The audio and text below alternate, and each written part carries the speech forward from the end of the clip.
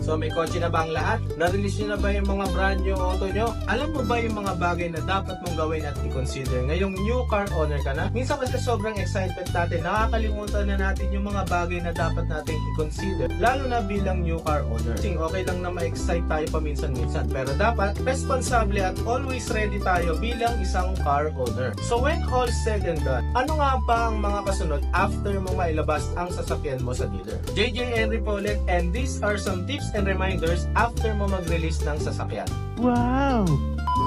So ano na nga ba yung mga bagay na dapat mo palagi tandaan after mo kumuha ng sasakyan? Nandiyan syempre yung monthly, maintenance or PMS, insurance, LTO registration at marami pang iba. Sa monthly muna tayo. Syempre kung nakaloan ang sasakyan mo, kailangan mo maghulog buwan-buwan para sa monthly mo. Normally, naka-auto-debit ang monthly using your own bank account na sinabit natin for auto-debit arrangement during the release. So before your assigned due date, importante na funded or may enough na laman yung bank account na yon to avoid penalty. In the event of delayed payment, kailangan lang natin makipag-coordinate agad sa bank for their assistance kung paano mag-process ng payment if late na. They usually send clients some notifications if they fail to pay their monthly dues. Minsan, nagbibigay din sila ng instruction on what to do on such cases. Same thing with PDCs or post-dated checks. Kailangan din na funded ang bank account mo before the due date on your issued checks. May penalty din po yan kapag tumalbog yung cheque, and ang masaklap dyan, bounce check is considered as negative record on your banking history. Meaning, maaari po yan maka-apekto sa record mo if mag-apply ka ng loan in the future. Napaka-importante na ma-maintain ang good credit score on your banking record kasi di natin alam kung kailan natin ulit kakailanganin mag-loan, di ba?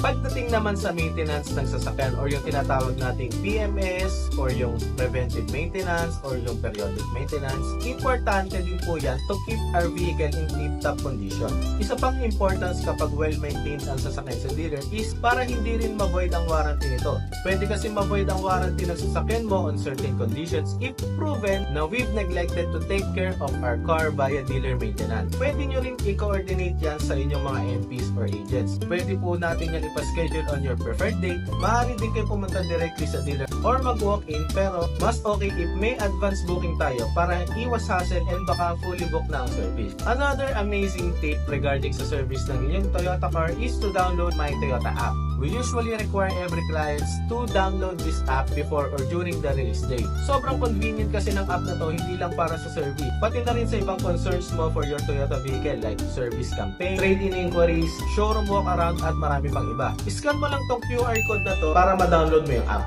Next sa mga kailangan pa natin is yung LTO registration or yung ORCR. Sobrang importante din na magkaroon tayo ng malinaw na copy ng ating mga ORCR o rehistro ng inyong bagong sasakyan para magamit nyo ito sa pang-araw-araw na biyahe. If naka-finance ang sasakyan, maaari kayong makakuha ng soft copy or printed copy ng inyong mga ORCR sa inyong mga agents once na lumabas na ang registration from LTO. Then pwede nyo na itong i-print para meron kayong copy. Another important thing is yung ating insurance. Usually ang insurance ng ating mga sasakyan is renewed annually. Kaya di masyadong urgent kung isipin. Pero once malapit na mag-isang taon ng sasakyan at malapit na ma-expire ang inyong insurance, we will notify you as early as 2 to 3 months that there will be an incoming renewal of insurance. Also, it is required by banks na naka-comprehensive insurance ang ating mga sasakyan for the whole duration of the loan. So those are some things that new car owners should always keep in mind, and always remember to communicate with us whenever you're having some issues regarding your loan and your car.